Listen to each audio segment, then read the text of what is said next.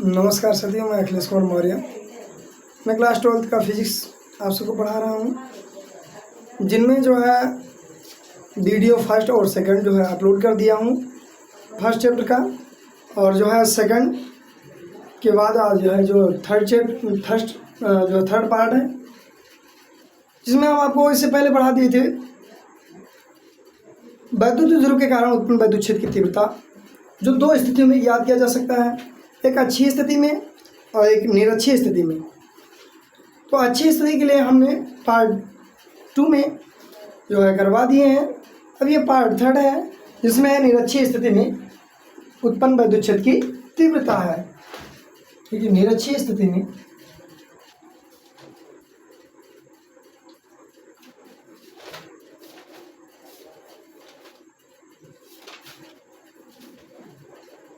हमें निरक्षीय स्थिति में निकालना है।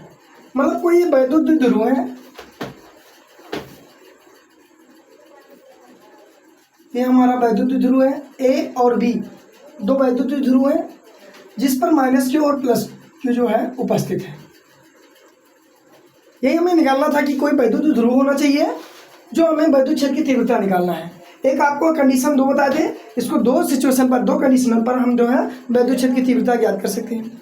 एक हम अक्ष के सामने यानी ध्रुवों के सामने निकाले थे, और एक इसके लंबवत, एक इसके समांतर और इसके लंबवत। तो लंबवत जो है अक्ष में निकाले थे, उसके लिए हमने बताया था, इसके लिए फार्मूला जो आया था ड्राइव किए थे 1/4πε0 2p/r³ जो है सेकंड वीडियो में ये अपलोड है। इसके बाद में हमें आज निकालना है निरक्षीय स्थिति में। निरक्षीय स्थिति का मतलब होता है कि कोई एक वैद्युत ध्रुव है, इसके अक्ष के परपेंडिकुलर वर्टेक्स, इसके लंबवत, चाहे ऊपर या नीचे, मान लेते हैं कि ए भी एक वैद्युत ध्रुव है जिसका केंद्र O है।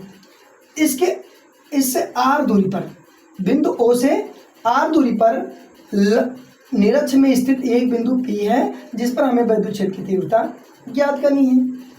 ए भी एक वैद्युत ध्रुव है जिसका केंद्र बिंदु O है, इसके निरक्ष में r दूरी पर स्थित एक बिंदु P है, जिस पर हमें वैद्युत क्षेत्र की तीव्रता ज्ञात करनी है।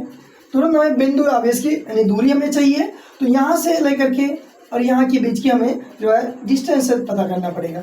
तो यहाँ देख लीजिए, एक समकोण त्रिभुज बनना है, यहाँ मान लेते हैं कोण एंगल थीटा है यहाँ, और इसकी दूरी यहाँ से माना जाता है स्मॉल l, समान दूरी पर है, यहाँ पे दूरी हो गया l। तो पाइथागोरस प्रमेय लगाएंगे। ये हमारा यहाँ एक इसका काल्पनिक एक फिगर बना रहे हैं, एक नेक्स्ट जो है इधर बना रहे हैं एक फिगर, इसकी दूरी r है, यहाँ l है, ये आपका लंब है और ये कर्ण है। पाइथागोरस प्रमेय लगाते हैं कि कर्ण स्क्वायर बराबर होता है लंब स्क्वायर प्लस आधार स्क्वायर होता है। तो कर्ण स्क्वायर बराबर होता है, लंब का वैल्यू हम रख देंगे r का स्क्वायर प्लस आधार की वैल्यू l स्क्वायर हो जाएगा। कर्ण स्क्वायर बराबर अंडर ये हो जाएगा, ये वर्ग है, इधर आएगा अंडर रूट हो जाएगा, r square plus l square हो जाएगा। यानी इसका जो क्रॉस है, जो कर्ण है, कर्ण की वैल्यू हमारा आ गया r square plus l square. जितना सेम डिस्टेंस इधर है उतना ही इधर भी है, तो इसका भी वैल्यू वही सेम होगा, under root r square plus l square. मान लेते हैं कि ए भी जो है वैद्युत ध्रुव है जिस पर -q और +q आवेश स्थित है। इसके केंद्र O से, यानी ए भी जो वैद्युत ध्रुव है, इसका पीक पॉइंट, मध्य पॉइंट जो है वो O है। जितना डिस्टेंस इधर होगा उतना डिस्टेंस इधर, मान लेते हैं ये L दूरी पर इधर है, L दूरी इधर है। इससे R दूरी पर निरक्ष में स्थित एक बिंदु P है, जिस पर हमें वैद्युत क्षेत्र की तीव्रता की गणना करना है। हम मान लेते हैं कि +q आवेश के कारण जो है वैद्युत क्षेत्र की तीव्रता, इसके लिए हम मान लेते हैं E1 है और इसके लिए मान लेते हैं E2 है। अब यहाँ देख लीजिए, हम जानते हैं किसी बिंदु आवेश के कारण उत्पन्न वैद्युत क्षेत्र की तीव्रता के लिए जो फॉर्मूला हमने ड्राइव किया था 1/4πε0 q/r²। r जो है वो बिंदु आवेश के कारण ये डिस्टेंस है, दूरियां हैं। तो यहाँ से इसकी पहले हम बिंदु A के लिए निकाल लेते हैं और B के लिए। तो हम निकाल लेंगे बिंदु A के कारण, बिंदु A के कारण, बिंदु A के कारण हमें वैद्युत क्षेत्र की तीव्रता बिंदु B के लिए मान लेते हैं, क्योंकि आवेश हमारा इसके लिए E1 मान रखे हैं, इसके लिए E2 मान रखे हैं। तो पहले E1 निकालेंगे, तो हमारा हो जाएगा E1 बराबर हो जाएगा 1/4πε0 क्यू अपान दूरी हमारा जहाँ आर था वहाँ तो आर रखते थे, यहाँ दूरी हमारा under root R square plus L square है और का होल स्क्वायर है तो होल स्क्वायर कर देंगे, यहाँ से ये कैंसिल हो जाएगा, E1 बराबर हो जाएगा 1/4 pi epsilon 0 Q upon under root R square plus L square, equation first मान लेंगे। ठीक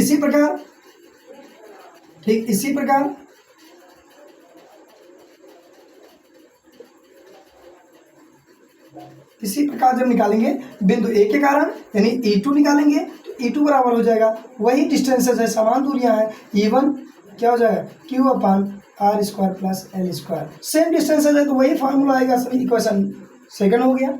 यहाँ पर बिंदु बी पर हम बात करें तो यहाँ दो दिशा डिनोट कर रहा है, ये इधर हो जाएगा E1 हो जाएगा और इधर हो जाएगा E2 हो जाएगा। जब दो हमारे पास जो है विद्युत क्षेत्र की तीव्रता इस बिंदु पर हो रहे हैं तो यहाँ पर हम परिणामी तीव्रता निकालने के लिए यहाँ एक काल्पनिक रेखा इसके समांतर खींचेंगे। यहाँ अगर थीटा है तो इसके एकांतर कोण आपस में बराबर होते हैं, यहाँ भी थीटा हो जाएगा। ये बिंदु पर हम देखेंगे कि इसकी दूरी कितना होती है और इसकी दूरी देख लेते हैं कितना होती है। ये ऊर्ध्वाधर इसके घटक हैं ये दोनों और इसके ये क्षैतिज घटक हैं, तो ऊर्ध्वाधर घटक के लिए हम बात करेंगे तो इसका वैल्यू हो जाता है, यहाँ से देख लीजिए एक ट्रिक है,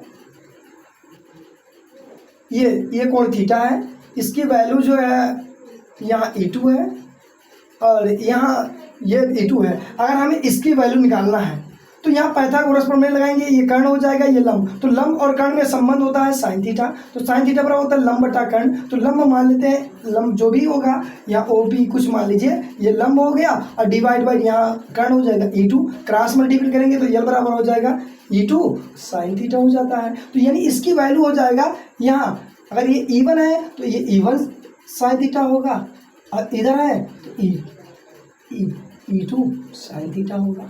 जैसे यहाँ देखिए कोण, अगर इस कोण को उठाएंगे यहाँ से इसे सीधा ले जाएंगे तो जैसे इसको ज़्यादा करेंगे तो कोण ज़्यादा होगा, साइगर होगा, इसलिए हम यहाँ लगाते हैं E2 जो होगा उस E2 लगाते हैं और साइगर के लिए साइन कर देते हैं, और वही कोण जिसको झुकाते जाइए तो कोण कम होता जाएगा, तो कम मिस कास लगा दीजिए, कम के लिए कास और साइगर के लिए साइन हो जाता है। यहाँ E2 था तो E2 लगा दिए, E1 है तो E1 लगा दिए, यानी इसका समान ये हो गया क्षैतिज घटक, ये इसका दोनों हो गया क्षैतिज घटक और ये दोनों हो गया ऊर्ध्वाधर घटक। तो बिंदु बी पर जो है दो घटकों वियोजित होता है, जो विद्युत क्षेत्र की तीव्रता है वो दो घटक में होता है, दो ऊर्ध्वाधर घटक E1 sine theta E2 sine theta, और ये जो है क्षैतिज घटक है जो एक दूसरे के विपरीत है और ये दोनों एक समान दिशा में है, ये एक इधर जा रहा है एक इधर जा रहा है तो विपरीत दिशा में, जबकि ये दोनों समान दिशा में है। तो देखिए बिंदु बी पर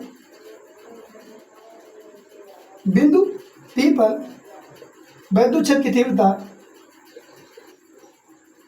क्षेत्र की तीव्रता दो घटकों में वियोजित है।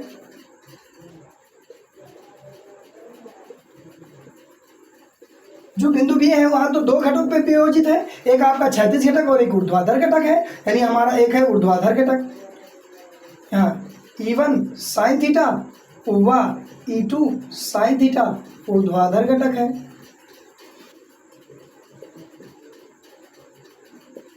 ऊर्ध्वाधर घटक है जो एक दूसरे के विपरीत होने के कारण, जैसे एग्जांपल में ले लीजिए परिणामी तीव्रता निकालना है तो E1 बराबर होता है E2 माइनस बोले तो E2 साइन थीटा और माइनस E1 साइन थीटा। चूंकि हम जानते हैं इक्वेशन फर्स्ट और सेकंड में E1 और E2 का वैल्यू जो है सेम आएगा और दोनों रखेंगे तो एक दूसरे से कैंसिल हो जाएंगे। जैसे E2 का मान हम लिख दें E2 बराबर E1, क्योंकि दोनों का इक्वेशन जो है सेम है, तो यहाँ E1 के यहाँ पर E2 रख देंगे तो हमारा कोई भी रख देंगे E बराबर, जैसे लिख दें E1 sine theta minus E1 sine theta, मतलब कहने का मतलब E2 है जहाँ E1 रख दिए, ये दोनों कैंसिल हो जाएगा, इसका वैल्यू 0 हो जाएगा। तो वही मैं लिखवाने जा रहा हूँ कि E1 और E2 जो है ऊर्ध्वाधर घटक है, इसलिए एक दूसरे को निरस्त कर देते हैं, इसे छोड़ दिया जाता है।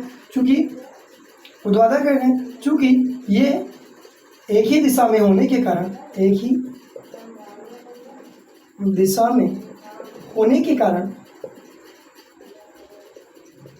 एक दूसरे को निरस्त कर देते हैं।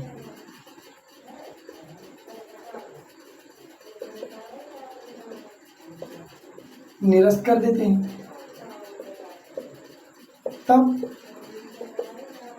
E2 cos theta E1 cos theta व E2 cos थीटा क्षैतिज घटक है क्षैतिज घटक हैं जो एक दूसरे के विपरीत दिशा में हैं, जो एक दूसरे के विपरीत दिशा में हैं, तो आपस में जुड़ जाएंगे, आपस में जुड़ जाएंगे। आपस में जुड़ेंगे अर्थात E बराबर जो हो जाएगा वो E1 cos theta plus E2 cos theta. यहाँ दोनों में cos थीटा जो है कॉमन है, तो हमारा हो जाएगा E1 प्लस E2 हो जाएगा, और यहाँ कॉमन हो जाएगा cos थीटा हो जाएगा। जैसे E1 और E2 हो जाएगा, इधर इरेज कर रहे हैं, दोनों E1 और E2 की वैल्यू उठा कर रख देंगे। E1 E2 का वैल्यू क्या लिखेंगे, समीकरण फर्स्ट व सेकंड का मान रखने पर। जैसे E1 और E2 का मान रखेंगे तो अभी इससे पहले आया था 1/4πε0 Q upon under root R square plus L square. E1 का मान वही आया था, वही जो है E2 की वैल्यू वही आया था, R square plus L square. यहाँ बगल में cos थीटा है तो cos थीटा लगा दीजिए।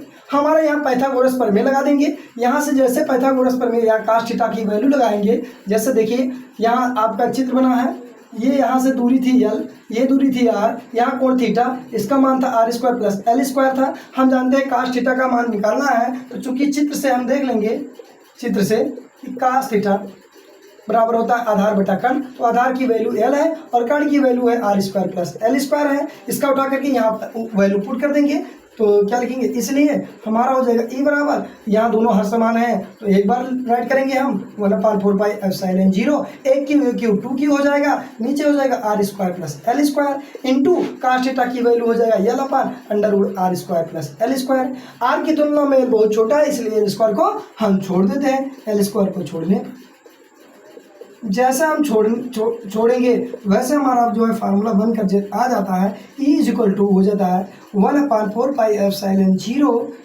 और ये हो जाएगा 2QL लिख देंगे, डिवाइड बाई ये हो जाएगा आर स्क्वायर, एल स्क्वायर गायब हो जाएगा, यहाँ से एल स्क्वायर गायब हो जाएगा तो अंडर रूट आर स्क्वायर बचेगा, अंडर रूट से ये कैंसिल हो जाएगा, तो E बराबर हो जाएगा 1/4πε0। इसको सही क्रम में लिखेंगे, 2L³ को हम कहते हैं P अपान यहाँ आर स्क्वायर बचा इंटू आर बचा, आर स्क्वायर आर इंटू होता है R³ हो जाएगा, तो हमारा ये वैल्यू हो जाएगा E = हो जाएगा 1/4πε0 और P अपान R³ हो जाएगा। यही जो है निरक्षीय स्थिति में वैद्युत क्षेत्र की तीव्रता का व्यंजक है। यही जो है क्या कहेंगे, अतः यही निरक्षीय स्थिति में वैद्युत क्षेत्र की तीव्रता, वैद्युत क्षेत्र की तीव्रता का व्यंजक है।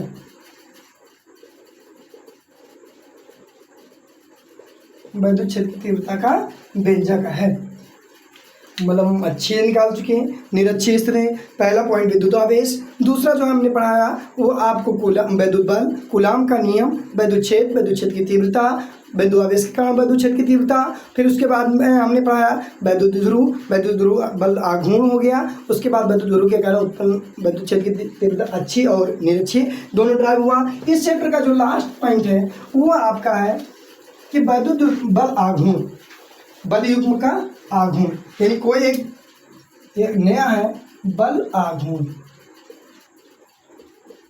बल आघूर्ण का मतलब था, यह बल युग्म का आघूर्ण को या बल आघूर्ण, यानी कोई एक वैद्युत क्षेत्र है, ये मान लेते हैं वैद्युत क्षेत्र E है, ये कोई वैद्युत क्षेत्र E है जिस पर कोई आपका यहाँ एक रखा हुआ है आपका वैद्युत द्विध्रुव।